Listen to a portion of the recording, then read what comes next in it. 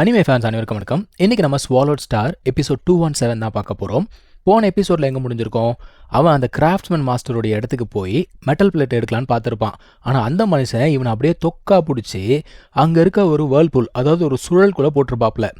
மனுஷன் போடும்போதே என்ன சொல்கிறான், நீ அந்த இடத்துல மில்லியன்ஸ் ஆஃப் இயர்ஸை ட்ராப் ஆன அப்படின்னா அதுக்கு நான் பொறுப்பு கிடையாது, என்ன ப்ளேம் பண்ணாத, இது எல்லாமே உன்னோட டீச்சர் அந்த சிட்டிங் மவுண்டன் கெஸ்ட் இருக்கார்ல அவருடைய வேலை தான். ஸோ இந்த சான்ஸை பயன்படுத்தி நீ சர்வை பண்ண போறியா என்ன அப்படிங்கிறது உன் கையில் தான் இருக்குது அப்படிங்கிறாப்ல. நம்ம ஹீரோ பார்க்குறான், என்னடா ஏதோ ஒரு வேர்ல்பூல்குள்ளே போட்டானே அவன் சொல்லிட்டு இவன் வந்து அதை டிடெக்ட் பண்ண ட்ரை பண்ணுறான். ஆனால் என்ன பண்ணாலும் சரி அந்த பீஸ்ட் எங்கே இருக்குது அப்படிங்கிறத இவனால் கண்டே பிடிக்க முடியல. அவனை எவ்வளோ ட்ரை பண்ணி பார்க்குறான், ஆனால் அந்த கோல்டன் ஹார்ன் பீஸ்டோடைய லொக்கேஷனை இவனால் கண்டே பிடிக்க முடியலங்க.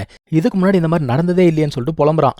அந்த சைடில் பார்த்தீங்கன்னா பீஸ்ட்டு, என்னடா இது, எந்த இடத்துக்கு வந்திருக்கோம், அந்த மனுஷன் என்ன எங்கே தூக்கி போட்டிருக்கான்னு தெரியலையே, ஏன்னா இந்த இடத்த பார்த்தா ரொம்ப ஆர்டினரியாக இருக்குது, நார்மலாக இருக்கக்கூடிய அந்த ஸ்பேஸ் ஃப்ளக்சுவேஷன் எதுவுமே இந்த இடத்துல இல்லை, டிவைன் கிங்டம் எதையுமே இவனால் சென்ஸ் பண்ண முடியல.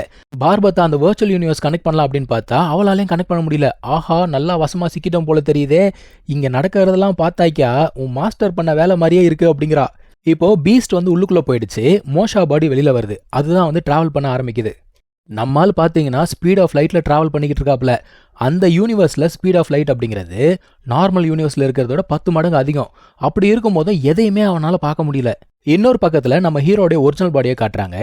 என்னதான் அந்த பீஸ்ட் வந்து ட்ராப் ஆயிருந்தா கூட இதில் இவனுக்கு அதிகமான நன்மைகள் நடந்திருக்கு. அந்த மெட்டல் பிளேட் இவன் கைக்கு கிடச்சிச்சுல்ல.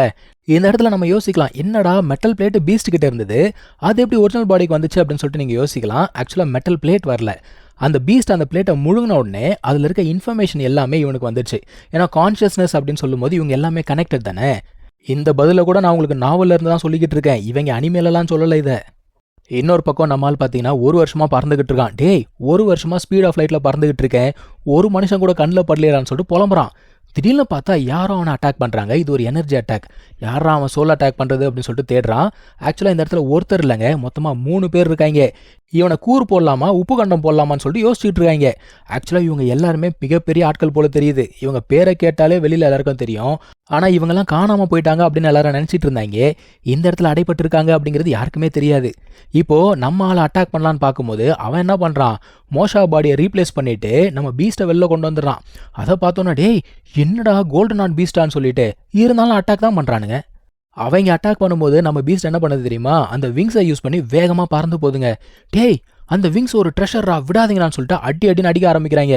கொஞ்சம் நெஞ்சம் அடி இல்லைங்க, வேற யாராவது இருந்திருந்தா என்னத்துக்கு பீஸ் ஆகிருப்பாங்க போல தெரியுது. செம்ம அடி அடிக்கிறானுங்க. நம்ம பீஸ்ட்டுக்கு ஆக்சுவலாக ஒரு அட்வான்டேஜ் என்னதான், சாருடைய டிவைன் பாடி ரொம்ப பெருசு, எவ்வளோ அடித்தாலும் ஒன்றும் ஆகாது. ஆனால் இவங்க அடிச்சுக்கிட்டே இருக்கும்போது இன்னொரு விஷயத்த நோட்டீஸ் பண்ணுறாங்க. டேய், அது உடம்புல ஒரு ஆர்மர் இருக்குடா, விடக்கூடாது, இதை கொன்று எல்லாத்தையும் எடுத்து தீரணும்னு சொல்லிட்டு முடிவு பண்ணுறாங்க. ஒரு கொலவெறி தாக்குதலை நடத்துகிறாங்க அந்த பீஸ்ட் மேலே. இந்த கும்பலில் ஒரு பொண்ணு இருக்கா, அவள் என்ன சொல்கிறா, அந்த பீஸ்டோட ஆர்மர் எனக்கு, மற்றதெல்லாம் நீங்கள் பங்கு போட்டுக்கோங்கன்னு சொல்லிட்டு அந்த பீஸ்ட்டை நோக்கி வேகமாக போகிறாங்க. ஆனால் இவங்களோட துரதிர்ஷ்டம், நம்மளால் அந்த டொமைன் டைப் ட்ரெஷரை ஆக்டிவேட் பண்ணிட்டாப்ல. நமக்கு தெரியும்ல அந்த ஒரு டைகர் ட்ரெஷரு, அதை ஆக்டிவேட் பண்ண உடனே இவங்களால வந்து அதை நோக்கி போக முடியலங்க. இவங்களோட ஸ்பீடு வந்து பயங்கரமாக கம்மியாயிடுச்சு. இவனுங்களுக்கு தெரிஞ்சு போச்சு, இதுக்கு மேலே போனால் நமக்கு தான் பிரச்சனைன்னு, வேணாண்டா திரும்ப போயிடலான்னு சொல்லிட்டு வேகமாக ஓடுறாங்க. ஆனால் இப்போது நம்மால் இவங்களை விடுற மாதிரி இல்லை, அவன் துரத்த ஆரம்பிக்கிறான். இதை பார்த்தோன்னா அந்த லேடிக்கு கோவம் வந்துடுச்சு. போனா போகுதுன்னு உன்னை உயிரோட விட்டு போனா என்னையே தோர்த்துறியா அப்படிங்கிறா. நம்ம ஹீரோ என்ன சொல்கிறான், சாகிற நேரத்தில் கூட நீ டைலாக் பேசுகிற, பார்ப்போம் யார் யாரை கொல்றாங்க பார்ப்போம்னு சொல்லிட்டு அவ கூட சண்டை போட ஆரம்பிக்கிறான்.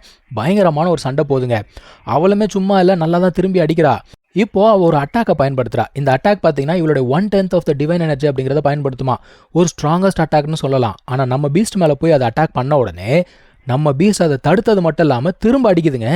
என்னடா இது டெரிஃபைங் பீஸ்டாக இருக்குன்னு சொல்லிட்டு அதிர்ந்து போய் பார்க்குறானுங்க. அவனுங்க என்ன யோசிச்சானுங்கன்னா, இவ வந்து அல்டிமேட் மூவை யூஸ் பண்ண உடனே கண்டிப்பாக அந்த பீஸ்ட்டுக்கு வந்து அடிபட்டுரும், சமாளிச்சிடலாம் அப்படின்னு நினச்சிட்டானுங்க. ஆனால் இவனுங்க எதிர்பார்க்காத விஷயம், அந்த பீஸ்ட்டுக்கு எதுவுமே ஆகலை. ஆனால் இவளுடைய டிவைன் பவர் அப்படிங்கிறது பயங்கரமாக கம்மியாயிடுச்சு. இப்போ நம்மள என்ன சொல்கிறான், டேய் என்னுடைய டிவைன் பவர் அப்படிங்கிறது ரொம்ப பெருசு, உங்களால் ஒன்றுமே பண்ண முடியாது, என்னால் உங்களை கொல்ல முடியலனா கூட உங்களோட டிவைன் பவர் காலி ஆகிற வரைக்கும் நான் சண்டை போடுவேன்டா அப்படிங்கிறான். ஸோ இந்த ட்விஸ்ட்டை அவனுங்க சுத்தமாக எதிர்பார்க்கல. அந்த லேடியால் இதுக்கு மேலே சமாளிக்கவும் முடியல. அதுவுமே சண்டை போட்டு பார்க்குது, இருந்தாலும் சமாளிக்க முடியாமல் இப்போ அது கெஞ்ச ஆரம்பிச்சிச்சு. ஒழுங்காக சொன்னா கேளு, என்ன வந்து உயிரோட விட்டுரு அப்படின்னு கெஞ்சுது. இவனா சொல்கிறான், அது எப்படிமா, உன்னோட டிவைன் பவரே காலி ஆகிட்டு இருக்கு, உன்னை விட்டுருவானா, கொல்லாமல் விட மாட்டேன்னு சொல்லிட்டு இவன் அடிச்சுக்கிட்டு இருக்கான் திரும்ப திரும்ப. மற்ற 2 பேரும் சண்டைக்குள்ளெல்லாம் வரல, ஓரமாக நின்று கமெண்ட்ரி மட்டும் கொடுத்துக்கிட்டு இருக்கானுங்க. இந்த லேடி பேசுறதெல்லாம் பேசி பார்த்தா, ஆனா நம்ம ஆள் விடுற மாதிரி தெரியல. அவ என்ன சொல்றா கடைசியா, இங்க பாரு, நான் கண்டிப்பா ஒரு நாள் ரிவைவ் ஆகி திரும்ப வருவேன். அன்னைக்கு நான் சும்மா விட மாட்டேன் அப்படிங்கிறா. இவன் என்ன சொல்றான், நீ திரும்ப வா, அப்பயும் நான் உன்னை மறுபடியும் கொல்லுவேன்னு சொல்லிட்டு அவளை விடுற மாதிரி இல்லை, கொன்னுட்டான். அவளோட 2 ட்ரெஷரும் எடுத்துக்கிட்டான். இப்போ மற்ற 2 பேரை பார்த்து கேட்குறான், என்ன உங்களுக்கு சண்டை போடணுமா அப்படின்னு கேட்டா, அவனுங்க பதறானுங்க. ஐயோ வேணாங்க, நாங்கள் சண்டைக்கு வரலங்க அப்படிங்கிறானுங்க. அப்போ இந்த இடத்த பற்றி சொல்லு, நீங்கள் எப்படி இந்த இடத்துக்கு வந்தீங்க, இந்த இடத்த பற்றின இன்ஃபர்மேஷன் எல்லாம் எனக்கு சொல்லு அப்படின்னு கேட்குறான். இன்னொரு பக்கத்தில் நம்ம ஹீரோ என்ன பண்ணுறான், அந்த மெட்டல் பிளேட் இருந்துச்சு இல்லையா, அதை வந்து ப்ராக்டிஸ் பண்ணிட்டு இருந்தான். சக்ஸஸ்ஃபுல்லாக கம்ப்ளீட் பண்ணிட்டாங்க. ஸோ இப்போது இவனுடைய அந்த காட்லி பாடி அப்படிங்கிறது 9800 டைம்ஸ் அப்படிங்கிறது ஸ்ட்ராங் ஆகிருக்கு. அதாவது இந்த ஒரு யூனிவர்ஸில் ஏகப்பட்ட யூனிக் பீயிங்ஸ் அப்படின்னு சொல்லுவாங்க. அது எல்லாமே பயங்கர ஸ்ட்ராங்காக இருக்கும், ரொம்ப வேகமாக ஸ்ட்ராங் ஆகிட்டே போகும். அது கூட இந்த அளவுக்கு வந்து வர முடியாது. ஸோ அந்த அளவுக்கு இவனுடைய ஜீன் அப்படிங்கிறது பயங்கர ஸ்ட்ராங் ஆயிடுச்சு. இன்னொரு பக்கத்தில் நம்ம மோஷா பாடி, எதுக்கு பிறந்தோம் எதுக்கு வளர்ந்தோம் தெரியாமல் ஒரு சில பேர் உட்காந்துருப்பாங்கல்ல, அந்த மாதிரி போஸ்ட்டில் வேகமாக ட்ராவல் பண்ணிகிட்டு இருக்காப்புல. ஆக்சுவலாக அவனுங்க 2 பேர் என்ன சொல்லியிருப்பானுங்கன்னா, இந்த ஒரு இடத்துல யார் எவ்வளோ வேகமாக ட்ராவல் பண்ணாலும் சரி, அதாவது 100,000 லைட் இயர்ஸ்க்கு மேலே ட்ராவல் பண்ண முடியாதான். அதை தாண்டி போனால் மறுபடியும் ஸ்டார்டிங் பாயிண்ட்டுக்கே போயிடுறாங்களாம். மறுபடியும் இது ஒரு லூப் மாதிரி போய்கிட்டே இருக்குது, இங்கேருந்து வெளியிலே போக முடியல அப்படிங்கிறானுங்க. சரிடா, அப்போ யாருமே இந்த இடத்துல இருந்து வெளியில் போகலையா அப்படின்னு கேட்டால், க்ளோன்ஸ் இருக்கவங்க மட்டும் அந்த க்ளோனை சாக்ரிஃபைஸ் பண்ணிவிட்டு வெளியில் போயிட்டாங்களாம். ஸோ அதுதான் ஒரே வழி அப்படிங்கிற மாதிரி அவங்க சொல்கிறாங்க. அது மட்டும் இல்லாமல் டீப்பாக போக போக அந்த இடத்துல ஏதோ மிஸ்ட் மாதிரி இருக்கான். இது அவன் யோசிச்சு முடிக்கிறதுக்குள்ள ஏதோ ஒரு பேரியரை கிராஸ் பண்ணுற மாதிரி இருக்குங்க. அவனுக்கு பயங்கர வலியாக இருக்குது, ஒரு மாதிரி ஃபீல் பண்ணுறான். அதான் பார்பதா கேட்குது, என்னடா அப்படின்னு கேட்டால், 100 கத்தியை வச்சு என்னை வெட்டினா மாதிரி இருக்கு, என்னுடைய டிவைன் பவர் அப்படிங்கிறது 70% கம்மியாயிடுச்சு, ஆனால் அந்த கோல்டன் ஹார்ன் பீஸ்ட்டுக்கு ஒன்றுமே ஆகலையா அப்படிங்கிறான். பேசிட்டு இந்த பக்கம் திரும்பி பார்த்தா அங்கே இருக்க ஸ்கையே ரொம்ப டிஃப்ரெண்ட்டாக இருக்குங்க. நம்ம பார்பதா அதை பார்த்தோன்னே போய் செல்ஃபி எல்லாம் எடுத்துக்குது. இங்கே இருக்க அந்த யூனிவர்ஸ் லாஸ் அப்படிங்கிறது ரொம்ப டிஃப்ரெண்ட்டாக இருக்குது. ஆக்சுவலாக வேற ஒரு இடத்துக்கு வந்த மாதிரி இருக்குது. இப்போ பார்பதா என்ன சொல்கிறா, அங்கே ஒரு பிளானட் இருக்குங்க. அந்த பிளானட் ஃபுல்லாக வந்து ரொம்ப ப்ரெஷியஸான ஒரு மெட்டல் இருக்குது. அந்த மெட்டல் எப்படி உருவாகும் தெரியுமா, ஒரு பெரிய ஸ்டாரும் அந்த பிளாக் ஹோலும் மோதும் போது ஒரே ஒரு ட்ராப் தான் உருவாகுமா.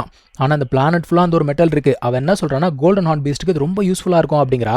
திரும்பி பார்த்தா நம்ம ஆளை காணோம். அவன் தான் அந்த இடத்துல அதை முழுங்கிட்டு இருக்கானே. பயப்புள்ள ஏதோ பெரிய விருந்து சாப்பிட்டா மாதிரி மொத்தத்தையும் முழுங்கிட்டு வருது. இதை சாப்பிட்டு முடிச்சுட்டு பார்த்தா நம்ம பார்பதா இன்னொரு பிளானட்டை காட்டுது. அங்கே இருக்கிறதுமே ரொம்ப ப்ரெஷஸான மெட்டலாம், அதையுமே முழுங்கிச்சுப்பா நம்ம பீஸ்ட்டு. இந்த இடமே பார்த்தீங்கன்னா ரொம்ப மிஸ்டீரியஸாக இருக்குங்க. இந்த மாதிரி பீஸ்ட்டை வளர்க்குறதுக்காகவே இந்த இடத்துல ஏகப்பட்ட மெட்டீரியல்ஸை கொட்டி வச்ச மாதிரி இருக்குது. இதெல்லாம் சாப்பிட்டுட்டு சார் நிற்கும் போது அந்த இடத்துக்கு ஒரு யூனிவர்ஸ் மாஸ்டர் வராப்புல. இது யாரா அப்படின்னு பார்த்தா, இதுக்கு முன்னாடி நம்ம ஹீரோ காப்பாற்றி விட்டாங்கல்ல, அதே பீஸ்ட் தான். அதான் இவன் கேட்குறான், என்ன இந்த இடத்துல இருக்கீங்க, என்ன பண்ணுறீங்க அப்படின்னு கேட்குறான். அவர் என்ன சொல்கிறாரு, நான் வந்து ஸ்பேஸ் பீஸ்ட் அலையன்ஸை ரெப்ரசென்ட் பண்ணி வந்திருக்கேன், உன்னை கூட்டு போகிறதுக்காக வந்திருக்கேன் அப்படிங்கிறாப்புல. இந்த இடம் வந்து ரொம்பவுமே சேக்ரடான ஒரு இடமா. இது தானா உருவான இடம் கிடையாது, இது ஒருத்தர் பில்ட் பண்ண ஒரு இடம். ஸ்டார் ஆன்செஸ்டர் அப்படின்னு சொல்லக்கூடிய ஒரு பீஸ்ட்டுங்க, ரொம்ப பழமையான ஒரு பீஸ்ட் போல தெரியுது. அவங்க தான் வந்து இந்த ஒரு இடத்த பில்ட் பண்ணியிருக்காங்க.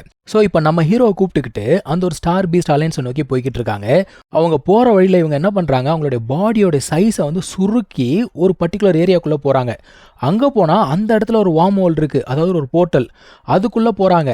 ஆக்சுவலாக இவன் வந்து அலையன்ஸில் ஜாயின் பண்ணுறதுக்கு முன்னாடி ஒரு டெஸ்ட் ஒன்று இருக்குமா, அந்த டெஸ்ட்டை வந்து பாஸ் பண்ணணும். எதுக்காகடா அப்படின்னா, இந்த மாதிரி நிறைய பீஸ்ட்டை ஏகப்பட்ட ஃபாரின் கிளான்ஸ் என்ன பண்ணுறாங்க, டேக் ஓவர் பண்ணுறாங்க. இப்போ நம்ம ஹீரோ பண்ணியிருக்காங்களா அதே மாதிரி தான். ஸோ அதெல்லாம் கண்டுபிடிக்கணும் அப்படிங்கிறதுக்காக அந்த டெஸ்ட்டை வச்சுருக்காங்க. இப்போ நம்ம ஹீரோ பதறி போகிறான். ஐயோ என்னை கண்டுபிடிச்சிருவாங்களா தெரியலையேன்னு சொல்லிட்டு பதறான். ஸோ கண்டுபிடிச்சாங்களா இல்லை இவன் தப்பிச்சானா அப்படிங்கிறத அடுத்த எபிசோடில் பார்க்கலாங்க. தேங்க்யூ ஸோ மச் ஃபார் வாட்சிங். Take care. பாய்.